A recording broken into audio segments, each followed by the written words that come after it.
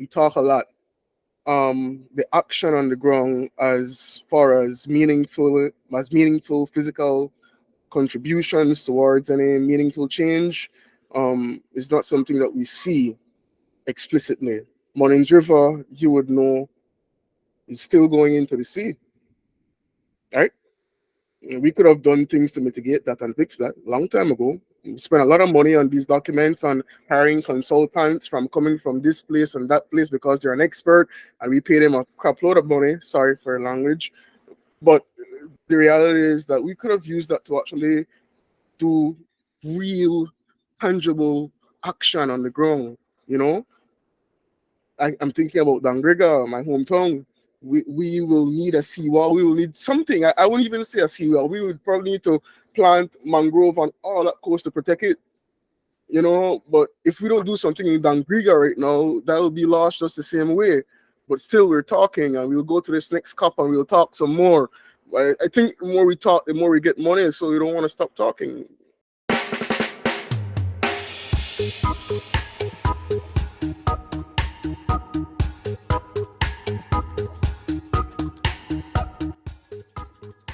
Everyone, and welcome to our next edition of Climate Trackers Calabash podcast, and our beautiful podcast that we've been producing over the past couple of weeks. And with us, we have some three beautiful Caribbean people from, of course, beautiful Caribbean countries. And the topic that we'll be discussing today is finance for loss and damage. Where are we now, and how much is it that we have to get to? So let's start with introduction. Tell us who you are, where you're from, and a little about yourself. Let's start with you, Gabriela. Right. Hi, everyone. Happy Thursday. Hope everyone is having a great week so far. As Hipolito mentioned, my name is Gabriela Taveras Ruiz. I'm from the Dominican Republic, where I'm currently based. And in general, I feel like I'm doing pretty great. Happy to be here with everyone. Thank you so much, Gabriela. Next up, Brittany. Hi, good evening, everyone. As Hippolito mentioned, my name is Britney Nurse, and I am from the beautiful Twin Isle of the Republic of Trinidad and Tobago. A little bit about me: I'm very enthusiastic about the environment, climate change, climate justice, and so I'm very excited to be here and talk on a very essential topic. Perfect. Marco. Good night, everyone. I'm Marco Lopez from Belize. I think I'm having a pretty good day. It's been a long day, and I'm glad to be with you guys. And about me, I'm just an artist. Thank you so much, guys. So the loss and damage topic, finance for loss and damage, is a very important topic, especially for SIDS, which include all our countries. So one of the first questions I want to ask for you, Marco, how is it that a group decided to talk about or discuss this particular topic? Yeah. Like you said, a very interesting topic and very important topic, and timely one, especially for our countries, small island developing states. But the idea for us to speak on this topic for the podcast really got sparked by the transitional committee meeting that took place in the Dominican Republic recently. It was from August 29th to September 1st. That was the third meeting of the group that was given the mandate by COP27 to actually set up the loss and damage fund.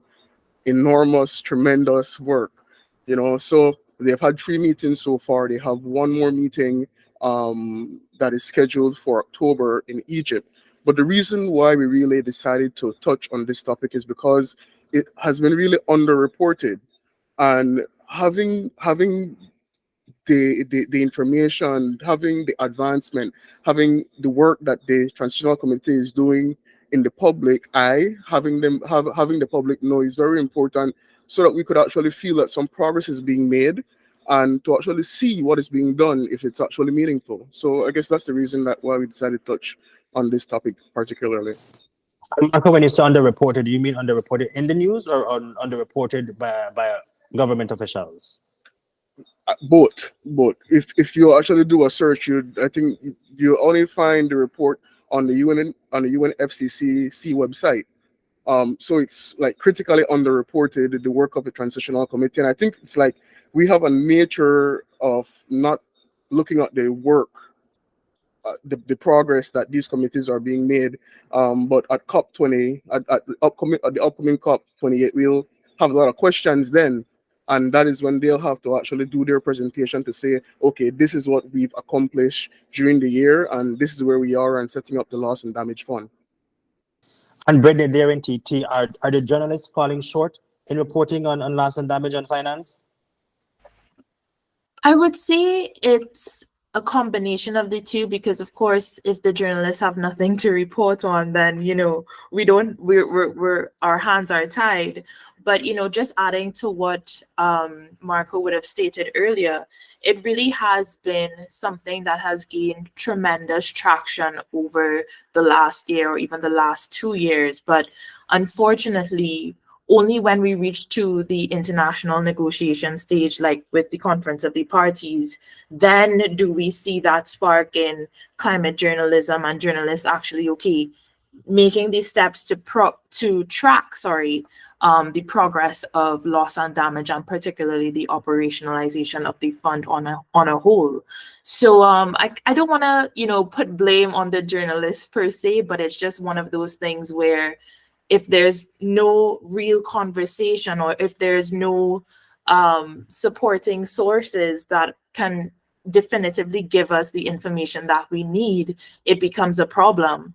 However, what I will say though is that recently we have been seeing, at least this week, funnily enough, recently I've seen a news article where Climate Analytics in the Caribbean is now starting their island investment project, which aims at getting the data collection on loss and damage in the Caribbean, and pretty much just establishing that research agenda, because we are seeing that, as Marco said, we don't have a lot of information on this topic to begin with. Loss and damage is not even something that is definitively defined.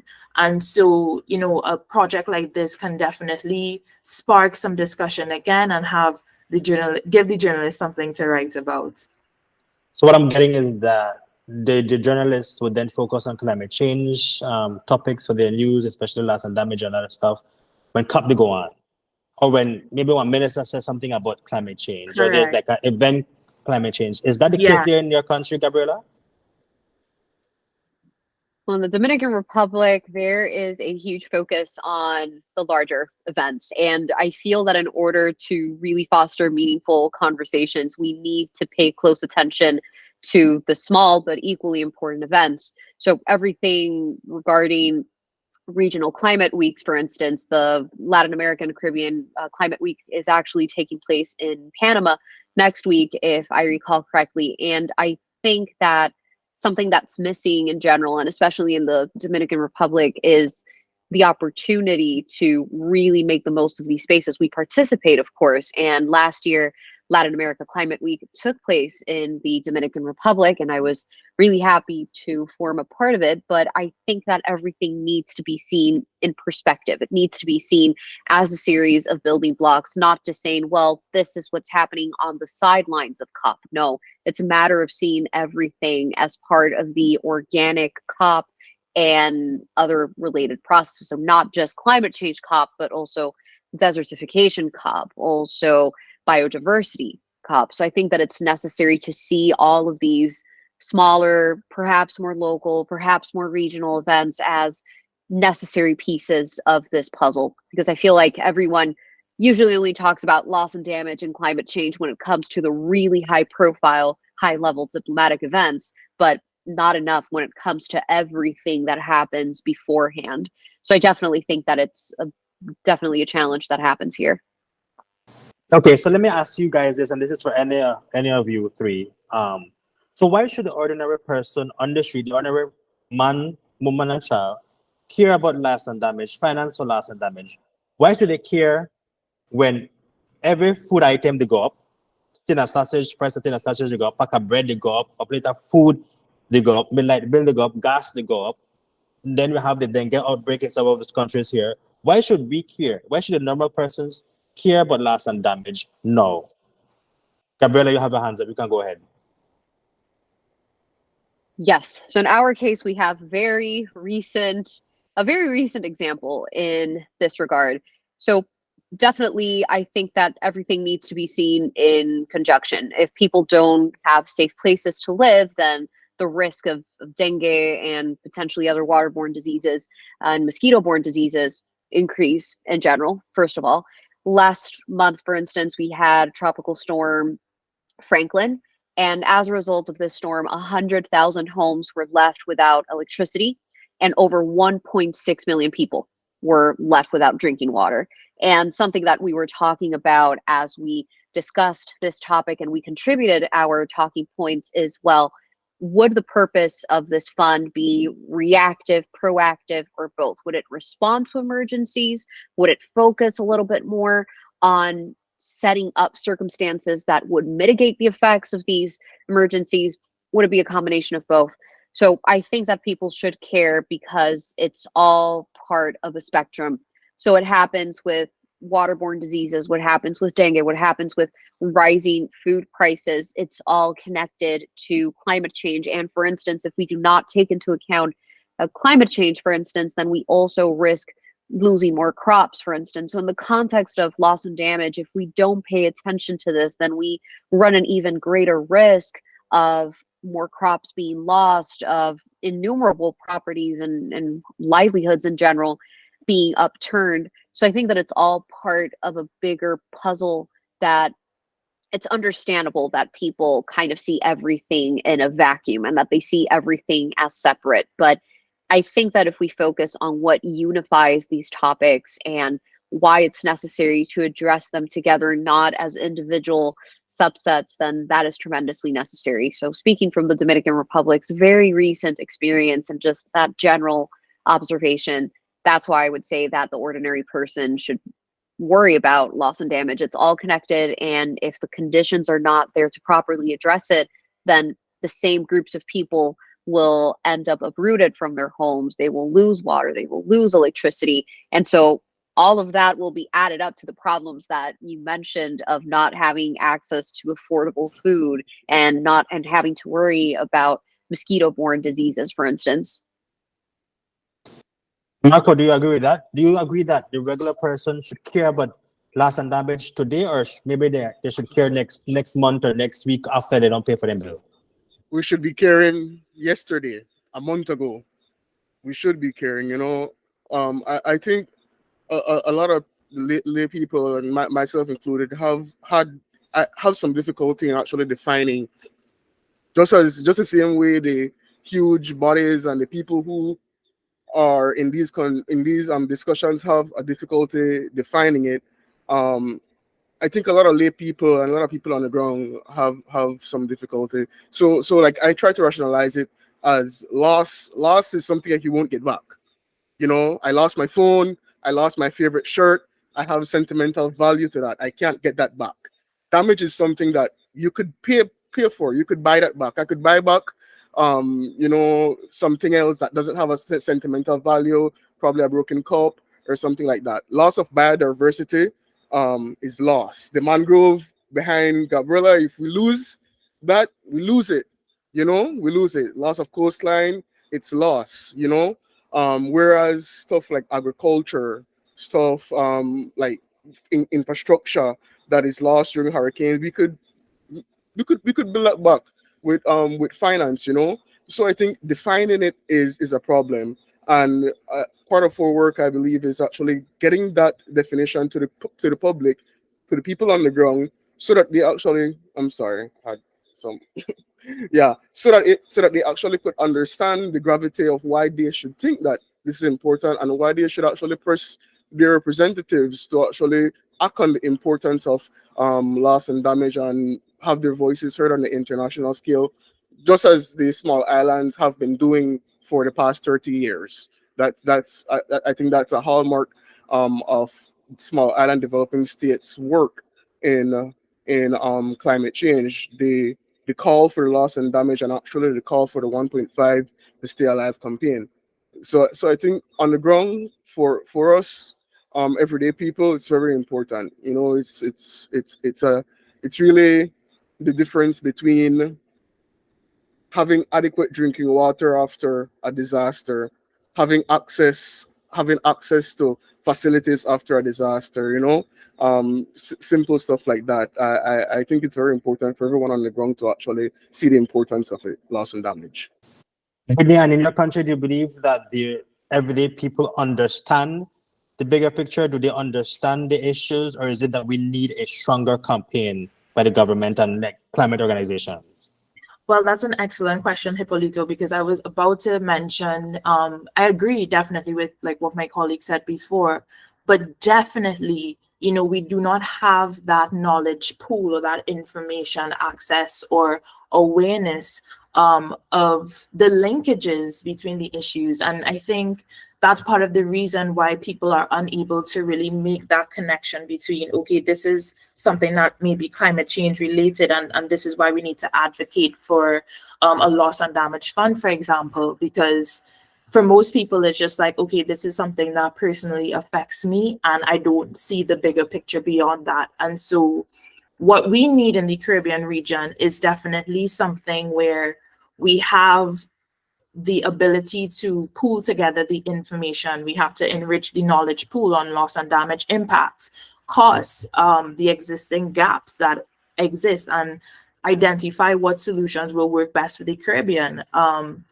Being a small island developing state, access to money on a whole is just not easy, even for things that we deal with outside of climate change. So definitely we have to be able to put the region in a better position to respond in a sustainable manner and garner critical support from the international community.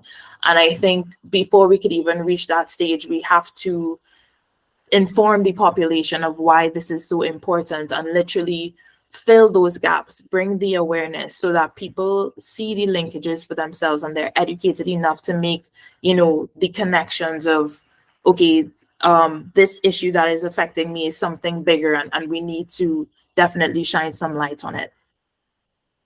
Okay, so what if you go up to someone and you explain them what loss and damage is? Do you have the big polluter countries? The Caribbean is one of the most vulnerable areas in the world when it comes to climate change, loss and damage, right?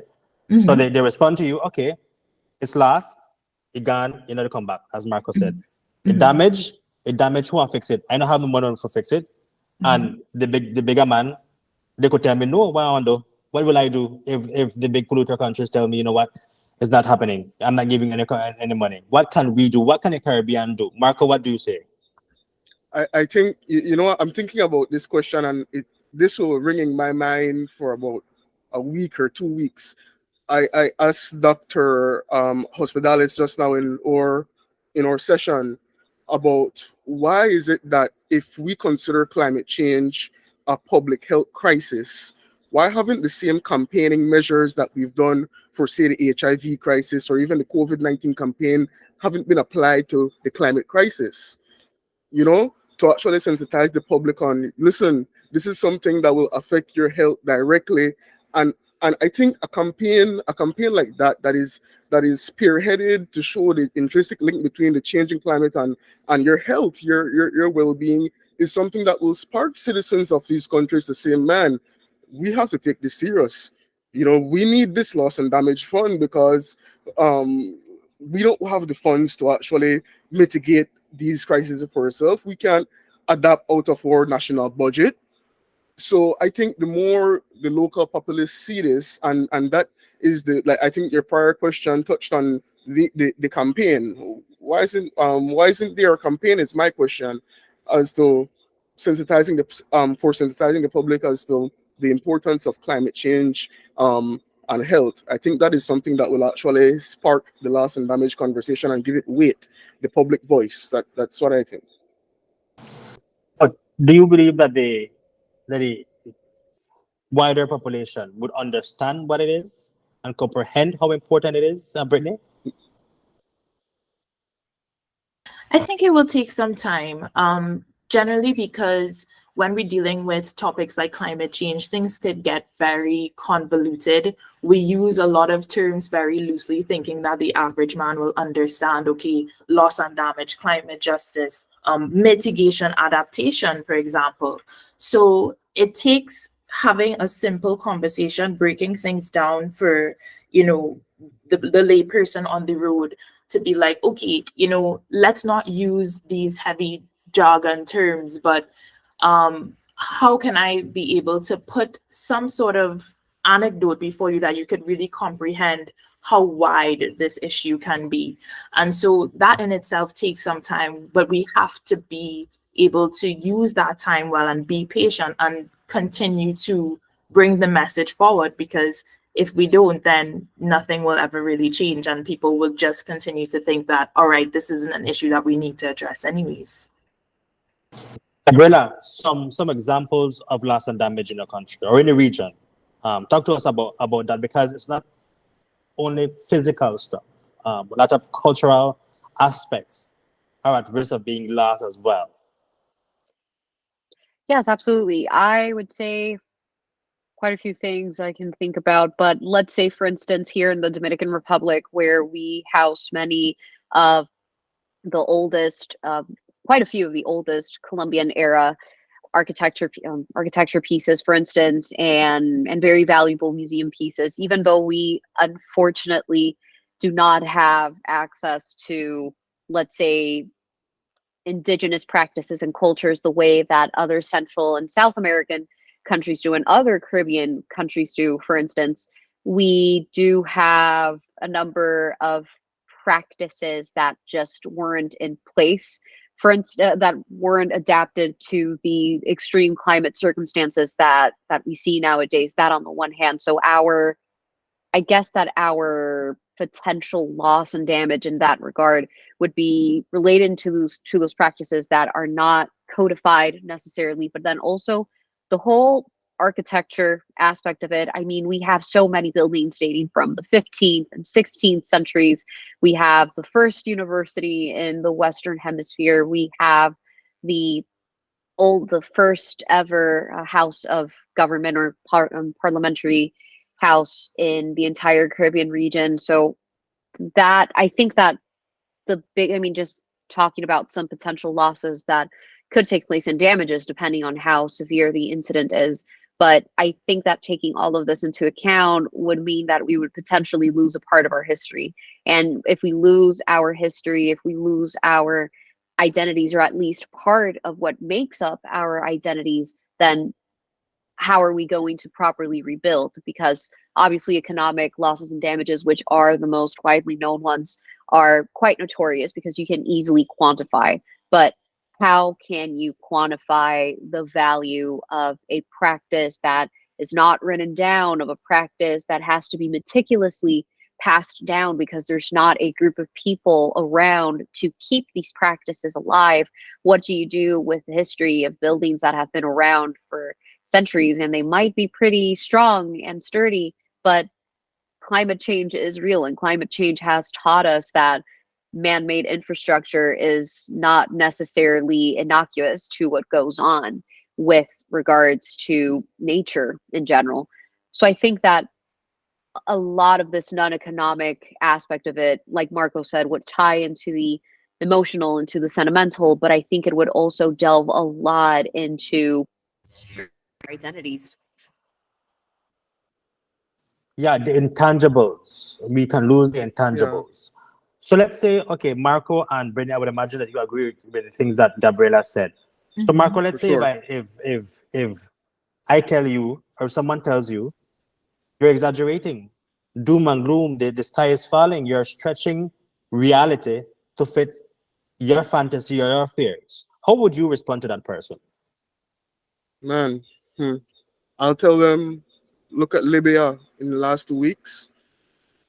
Look at Pakistan last year. Look at Belize 2020, Eta Iota. You know, look at home. Look at what's happening in front of your face, and don't even listen to me. You know, look for it for yourselves. Um, Tell me how you felt in June when you took a walk from the shop, to wherever you went, to school, to back home. You know, so I'll ask them very practical questions, and it's not about defending climate change again. That era has passed. That era is ended. We no longer have to defend something that is a fact. We no longer have to believe climate change exists. belief imply something that you can't actually hold tangibly, So we don't have to believe that exists. We know climate change exists. We know hurricanes are more intense and are more frequent than even 10 years, 15 years ago, by just what we observe, you know. So I've never been one to defend climate change, and I don't think I want to start to defend it, because we go down a rabbit hole of arguing something that we have to focus on trying to solve. We have to focus on trying to listen. This is what we have to do, X, Y, Z. Together, we have to do it and formulate these solutions together. Um, Frankly, those who don't want to be part of the conversation, I ask them to dig and do the research for yourself. You say belief leaves room for doubt, right? Yes, Which is why we know climate change exists. We exactly. know the effects of climate change. We've seen the effects of Yeah. climate change. So let me ask you this, Brittany. Have you been personally affected? Because climate change affects everything and everyone. Oh, for sure. Like every single thing, right? And I think people don't understand that every single thing it affects. And some of the stories from the fellows from Cycle 1 and Cycle 2 shows us that climate change affects everything. But for Yes. you personally, how has it affected you or someone you know in your family? Well, that's a really good question, and I could just say for a fact the heat that we have been experiencing for just the last few months is enough to affect me mentally and physically. I'm always drained, I'm tired, I'm not able to do things very productively, and that in of itself speaks volumes. On top of that, in my community, somewhere that has always been more or less able to receive water, potable water, is now becoming a huge issue. We are now unable to receive potable water on a regular basis, on a day-to-day basis. We would find ourselves having to fill buckets of water, and sometimes the water in itself is not of a good quality. And this is just few examples of things that we face on a regular basis, and I can't even begin to fathom what someone else in a separate community might be dealing with. But it's enough to speak volumes on the fact that this is a real issue. This isn't something that we can just, throw over our heads and say, okay, well, it's just today, tomorrow might bring something different. But the fact of the matter is, and as Margot rightfully said, you really can't defend climate change and get into useless arguments with people, because they will always try to fight you down. But the fact of the matter is, we do face the effects on a day-to-day basis. And the more that we go through our daily life, we're seeing where things are changing. We're seeing where it's affecting our access to even food. The things that we saw last week in the grocery, we don't get access to anymore. Our agriculture sector is being affected. Our farmers are being affected. So it's quite a lot to fathom, I would even say, in just a year. Imagine for a generation that is to come after us. What will they be facing? Something worse? Maybe something better? We won't know. But the fact of the matter is this is something that continues to proliferate, and until we have some sort of mechanisms, or until we start to really address this directly, we're not going to see any sort of solutions happening in the region or in the world. I mean, if we don't do nothing now, if nothing is done now, it will be worse. It won't be good. It won't be better. It will be Right. definitely worse. And I could feel you when you say the heat, because it's hot. I refuse to go outside because it's really hot. It's So too you hard. see you see me in this little corner for the entire day, 5 days a week, right? Yes. But Gabriela, your experience with climate change, do you have any experience you want to share? Yeah, I'm thinking right now. I've lived in different places with pretty much no different seasons, which is the case here of the Dominican Republic, where the only change we see is in precipitations. But even then, that whole pattern is changing on a year-to-year basis, because we're getting extreme rains when that's not the case. But I guess my experience with climate change, I guess I've noticed that I have a tendency to get really intense headaches whenever there's a certain amount of heat outside, which I don't really like. And while I've always enjoyed sitting underneath a palm tree, I've noticed that whenever I go to the beach, I mean, I just immediately run towards the closest, I guess, bushy enough tree so that I can escape the heat. But I would also say that, I mean, in this space, you've probably heard a lot from many fellow Dominicans say that the rains which took place during November 4th last year, they were pretty legendary for unforgettable reasons. We got an entire month's worth of rain in a matter of 3.5 hours approximately. And the thing is that there were a number of limitations in terms of how everything was communicated. So last year, I remember that I was on my way back home from an engagement, and where I was, it was only supposed to take me 10 minutes to get home, but it ended up taking me 2 hours. And so I remember I was terrified because the car that I was in is from 2006, and we would see these bigger cars stuck in the middle of the street and everything, and we said, oh my goodness, we're not going to make it. And we were treading very carefully, very slowly, and my biggest concern was I don't want us to stay stuck outside, because what if a manhole drifted away and if we fall into a hole, or what if there's a loose wire somewhere and then goodness forbid we get electrocuted or something. So I remember feeling really tense.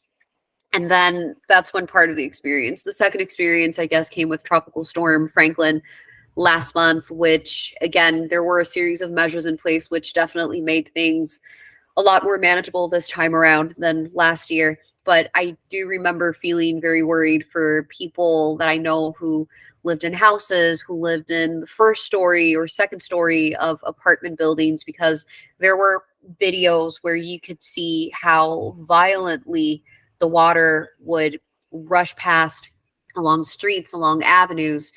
In one part of town that is further up north, I mean, a river completely broke a wall and it just tore everything in its way. So I remember thinking how scary it was and checking in on my friends that I knew lived in those circumstances and just asking them, hey, are you okay? I mean, even my aunt, she lives in a house, and I was very worried about her and my cousins. So I noticed that this time around, ever since what happened last year, I've just been more anxious about things that I probably wouldn't have been as anxious about before. So even though on my end, I fortunately, thankfully, have not been through anything severe myself, I have noticed that I've been worried about things that before I probably would have shrugged off. Marco, I'm looking at you, and I'm going back to what Brittany was mentioning about the heat, because one of my friends, she had dreads, right, for the past 20 odd years, and she works outside, but she had to lose out her dreads, right, because the heat became unbearable. And then it dawned on me, you know what, she doesn't realize that these are the other effects of climate change, the Mhm. intense heat that's happening. Do you have an experience, Marco? Yeah, I only wear my hair done at night. Yes, is it? I only wear my hair done at night. During the day, you would never find me like this. Always hair up in my beanie. Um, my personal experience with that I could remember like vividly in my head, 2020 COVID crisis. I was living in the bush. I went to live in the jungle. Yeah, I think all of you guys remembered I when I yeah, when I COVID decided came, to, and then Marco broke to the bush. Yeah, I remember. yeah, follow the prophecy, run to the hills. So I ran to the hills, and we decided to plant. Me and a couple of other friends, we were planting like crazy, like crazy, like crazy. And down in the year, we had a lot of stuff. We sold some, and we still had a lot of cabbage and like short crop. You know, a time Iota came, and the river rose in probably 4 hours. Um, you know, so we couldn't think about reaping anything. We had to get out of there, because if you stuck, back there when Mornings River rise, you don't know how high the top gallon come. When we watched the water line when we went back there, it was like over our heads. So if we had stayed there, we wouldn't have make it. So it was like a quick call, but all the crops and all the months of work we did was lost, and that was a crazy investment in time and in money that we didn't have. But I mean that's what I think a lot of small farmers face. Um, they they can't recover after those impacts. They don't have the presenter earlier this evening said that they don't have any facility for micro insurance to protect these small farmers. So I think that's a direct issue that I could totally remember as being impacted and saying, man, wow, how could we have ever stopped this, or what could we have done? Yeah, that flooding was so severe. Like when you look at it and you look at the footage, all you see is the rooftops of Yes. houses. It Yep. was like it was crazy. And we were Okay, in a so high area. yeah, We were in an it area that was was high. it was just crazy. It was just crazy. The flooding was crazy. It was surprising. It was shocking at that level. And then a lot of people don't realize that's one of the effects of climate change. They thought it was just a flooding. It just a lot of rain happened, but they don't realize it's effect of climate change. But okay, so let me ask you all this: do you think the government is doing enough? Do you think the policymakers, the politicians do not vote for, the government do not vote for, the heads of department where they in there, where they get all of the money, all of the taxpayers' money, are they doing enough in terms of policies, in terms of research, in terms of providing solutions for not only the country itself, but for you and your family? Let's start it off with you, Brittany. Respectfully, not enough. But what I will say though is, with the international pressure that governments have been facing, you are seeing where they are trying their best to make an effort. It may not be anything substantial or big enough to necessarily impact me and my family directly, but you do see where they're making certain changes in terms of implementing certain programs, implementing certain policies, etc. Doesn't They probably just do that for the sake of saying, okay, well, we did this and we could put this in our annual report that will have to go towards the UNFCCC.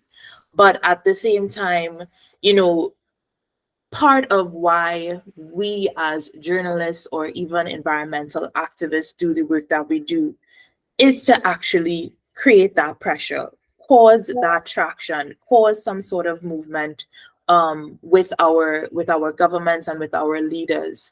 And it may not necessarily be something that will change overnight. I think once society has been fully aware or become more informed as to climate change and all of the effects that surround it, and why this is something that is beyond us and above us, I think then governments may start to really realize, okay, we can't neglect this any further. We can't just say, all right, we're not even going to consider agriculture or climate finance mechanisms in our budget. We're just going to stick to national security and education and oil and natural gas and all of the other things that they tend to allocate their funds towards, or new police vehicles, as we see in Trinidad and Tobago. I hope nobody comes and cancels me after I say this.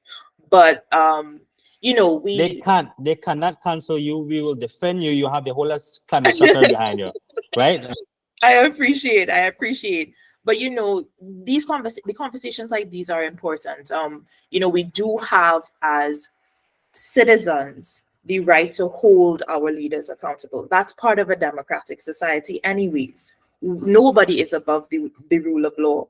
And once we continue again to raise that awareness, to pressure those to speak even to them, because I think what I've noticed too is that many of our leaders are also not familiar with, just basic climate terms, or what may be affecting someone like me in my respective community. And that's why I always encourage people, go and speak to your counselor, go and just pull this person to the side and let them know what's happening. They have to be aware. They're the ones that are literally running a country, and they can only do so once the citizens themselves take the action and hold them accountable for the things that they promise every election, every 4 or 5 years that they're elected into office. So it's a bit of a push and pull or a tug of war.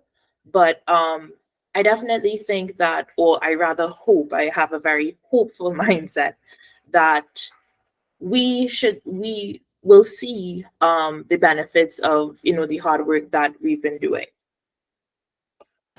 And okay, so Gabriela, for you, do you believe that the people there are satisfied when it comes to the government's action against climate change, or what could be inaction? I think that a lot of people are unhappy, but I also think that when it comes to climate change, there needs to be teamwork involved. So, for instance, a good example is, again, what happened last month. I feel like it's very easy to play the victim and say, oh, the government is not doing enough.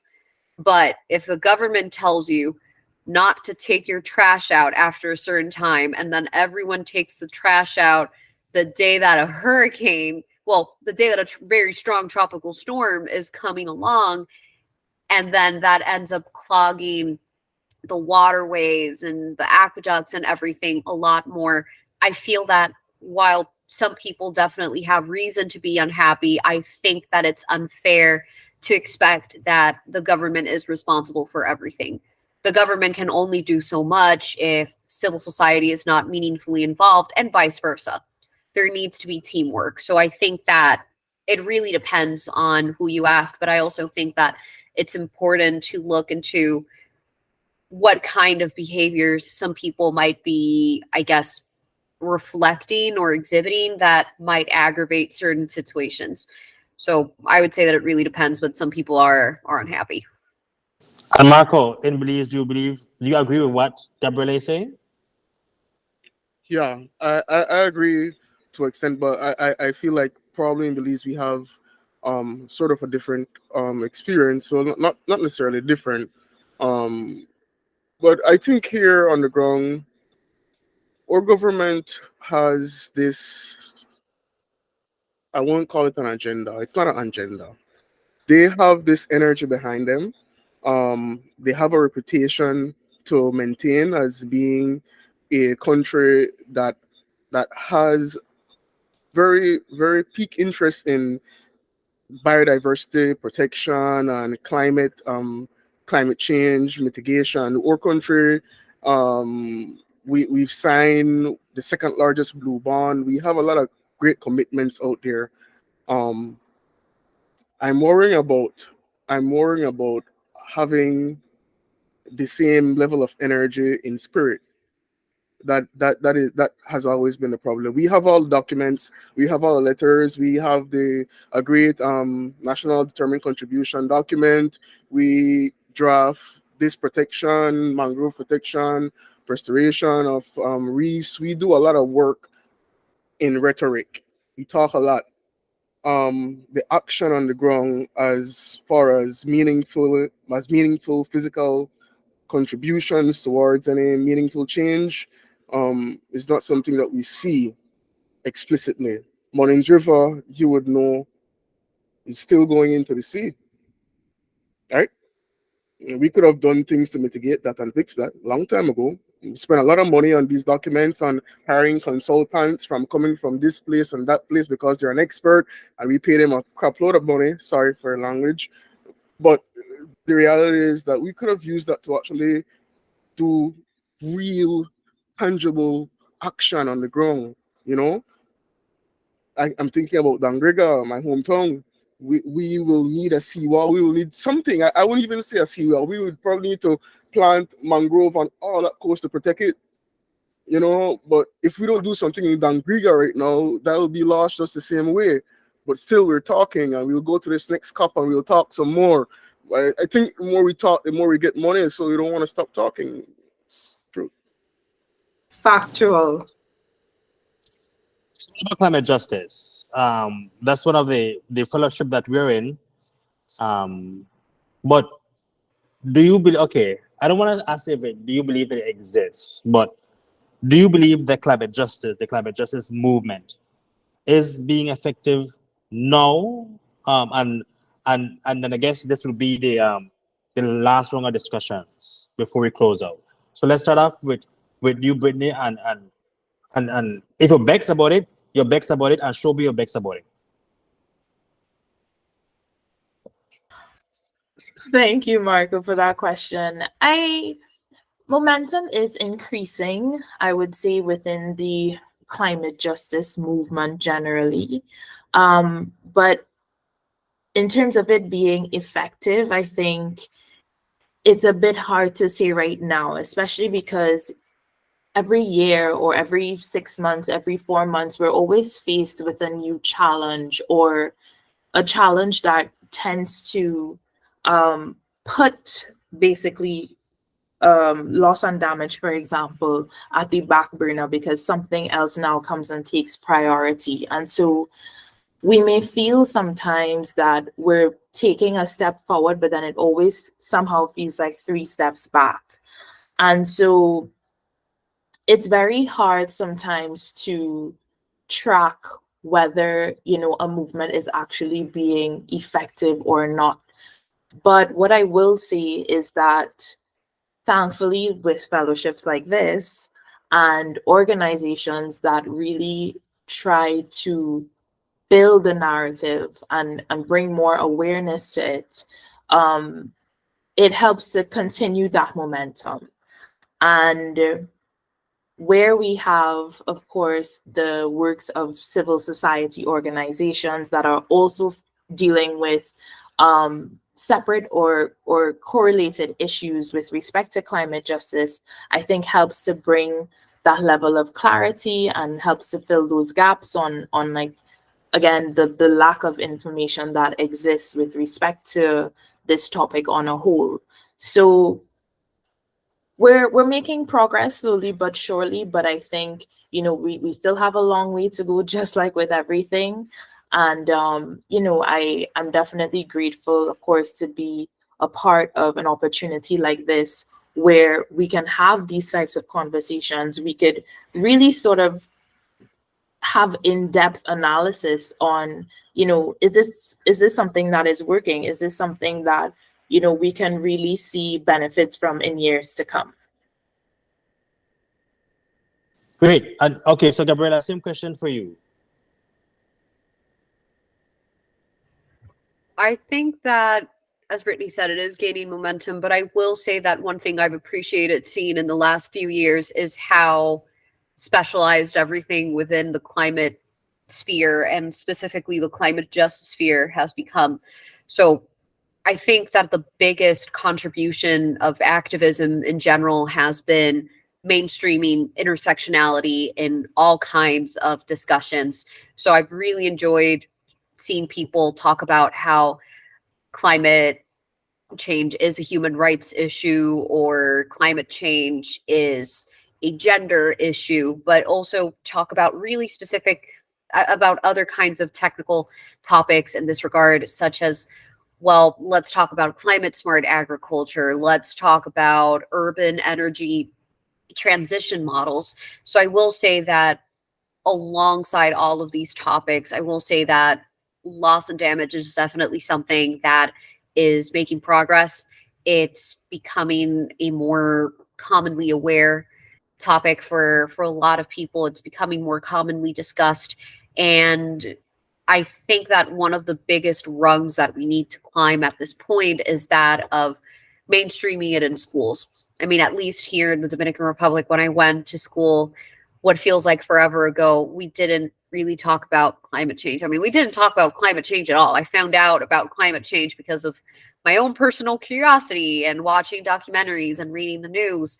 So I feel that in order to really, really be effective in that regard, schools, but also other learning institutions need to be our key allies, because I feel like a big challenge still is that many of these discussions get started when we're a little bit on the older side of things. And I think that that needs to change. I think that a lot of people underestimate, for instance, how smart children are in general. I mean, I have a 7-year-old nephew, and that kid is absolutely brilliant. And I know that if I sat down with him right now and I talked to him about loss and damage and climate change, he would understand.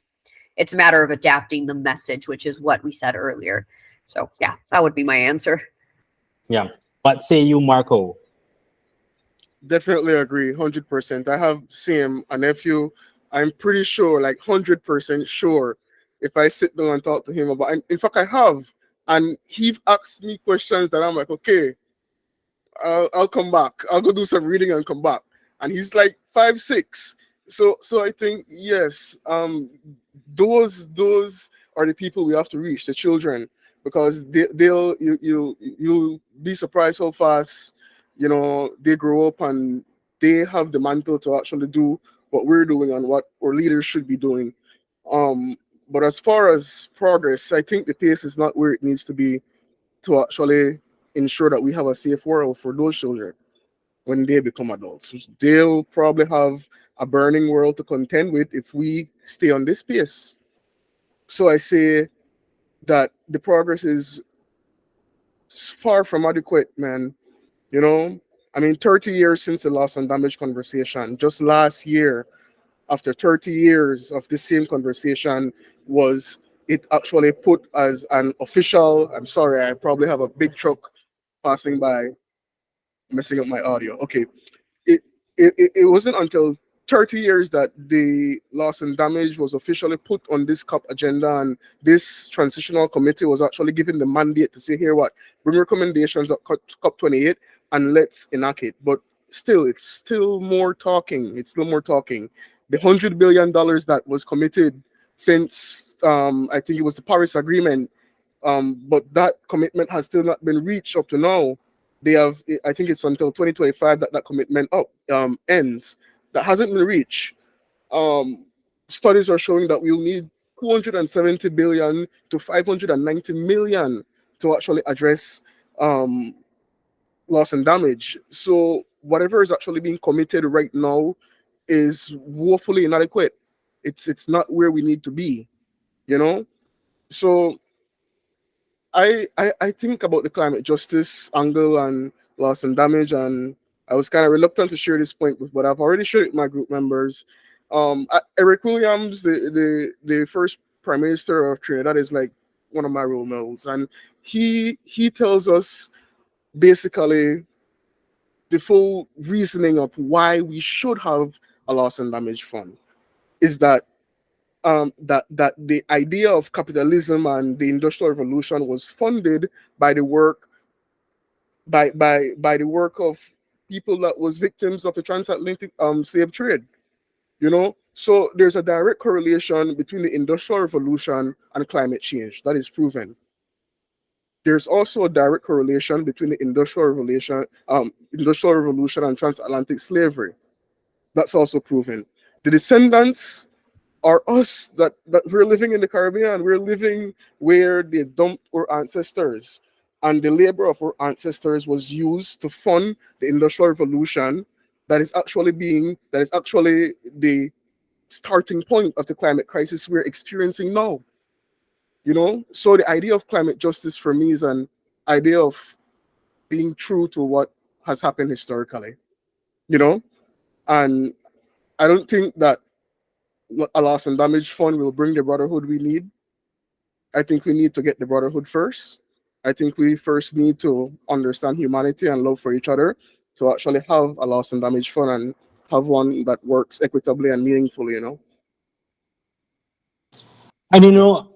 listening to three of you um, infuriates me. It angers me because it shows me that young people know what climate change is. It shows me that young people are aware how important this is.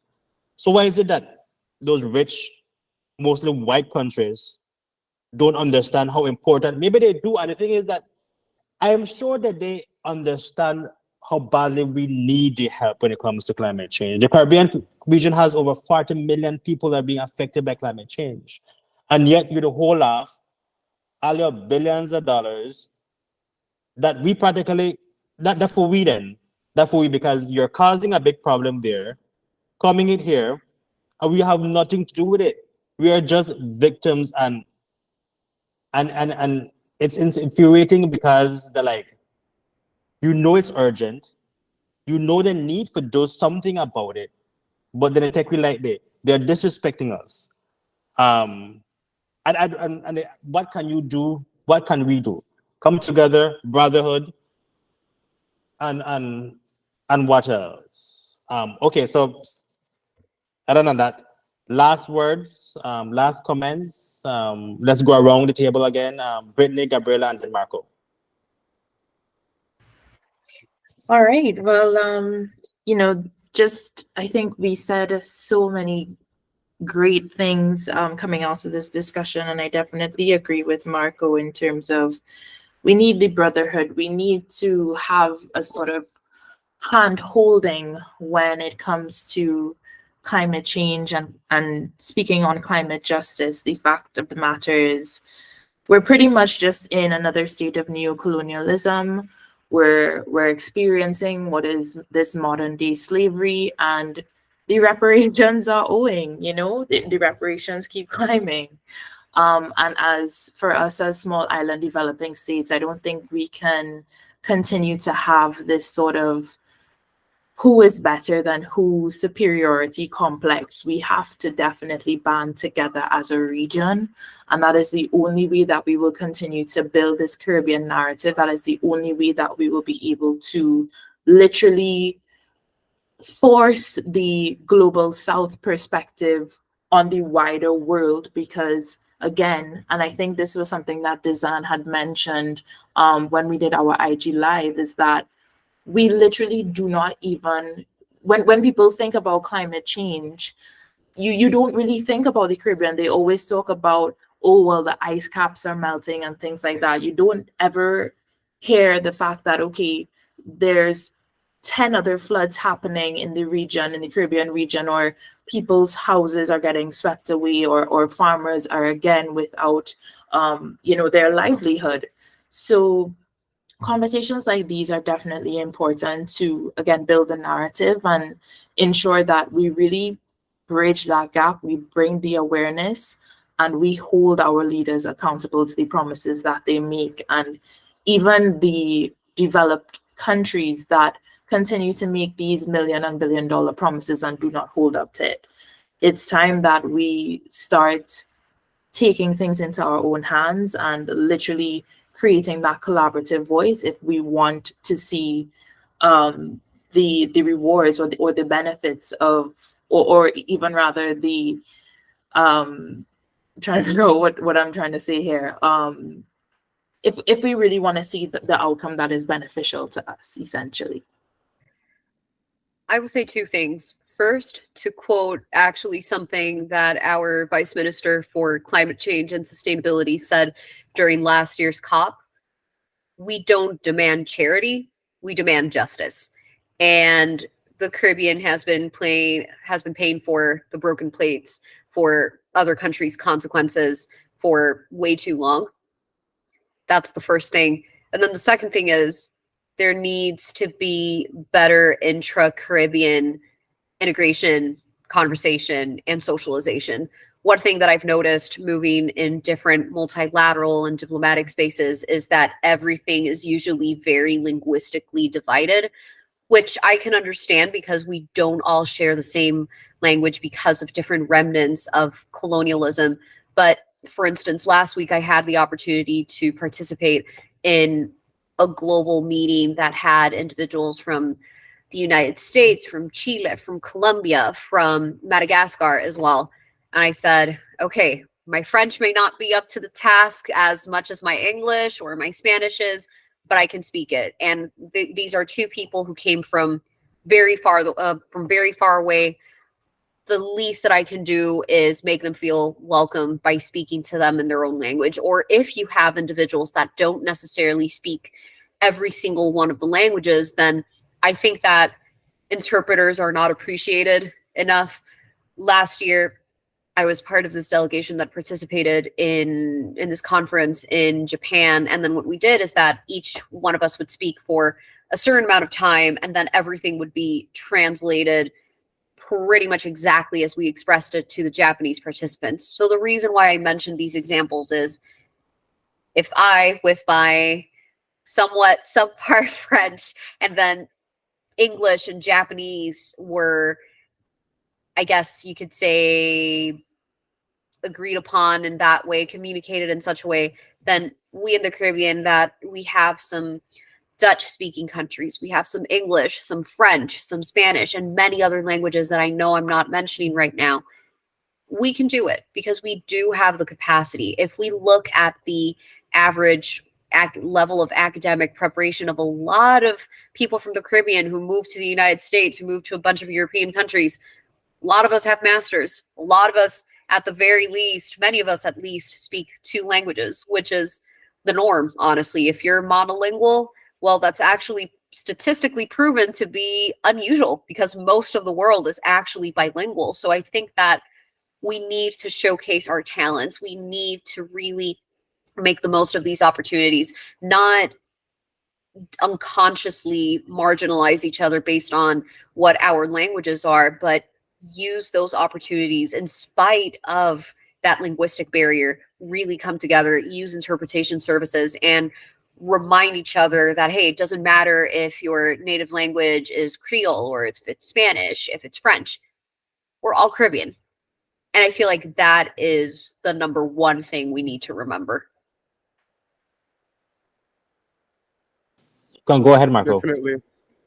Definitely. I agree with my two group members, and what resonates to me out of both of their comments is the idea of the Caribbean brotherhood, you know, that is needed. That we are a block on our own.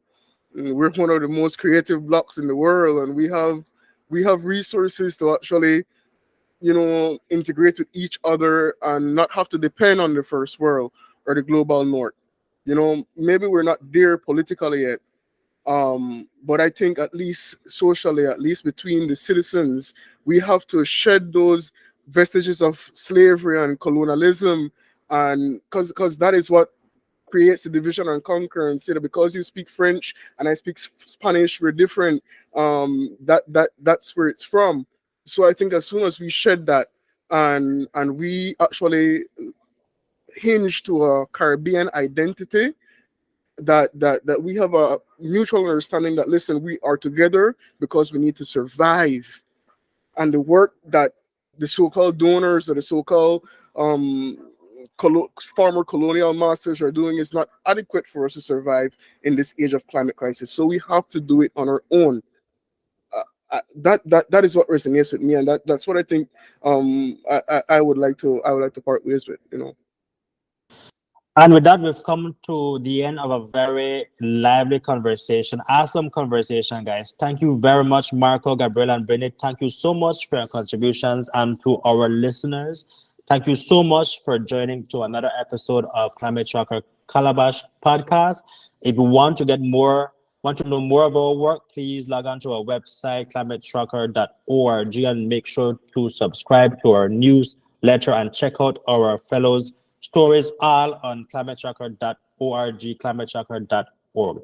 Goodbye until next time. Okay, then done. Thank you very much, guys. Thank Really good you. conversation.